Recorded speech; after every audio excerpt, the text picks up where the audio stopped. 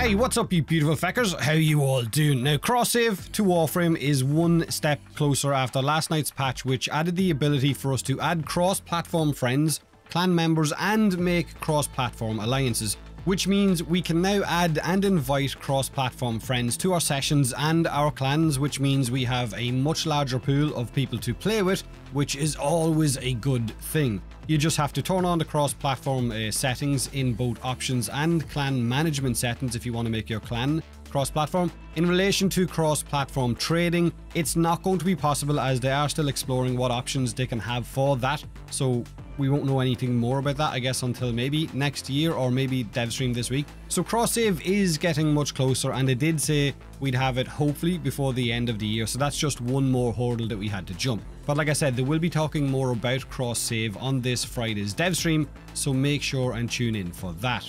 Next up, Digital Extremes have a new boss. James Schmalz has left the role of CEO after some 20 odd years and moved into the boardroom, so he is staying part of DE, just moving into the boardroom. Also, I probably slaughtered his name, so I do apologise if it sounded wrong.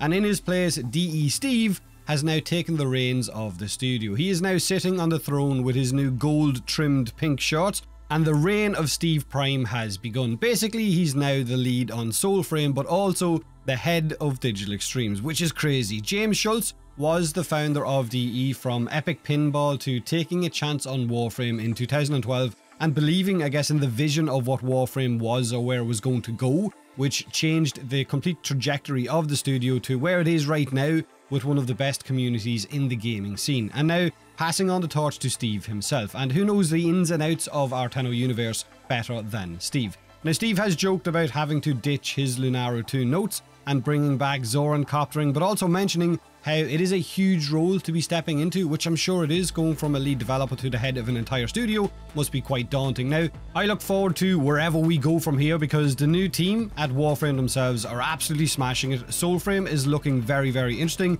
and Steve is at the wheel. Now, as I mentioned in yesterday's video, Helios's armor strip being as good as it was apparently due to a bug with primed regen, which was giving it a incredibly fast fire rate.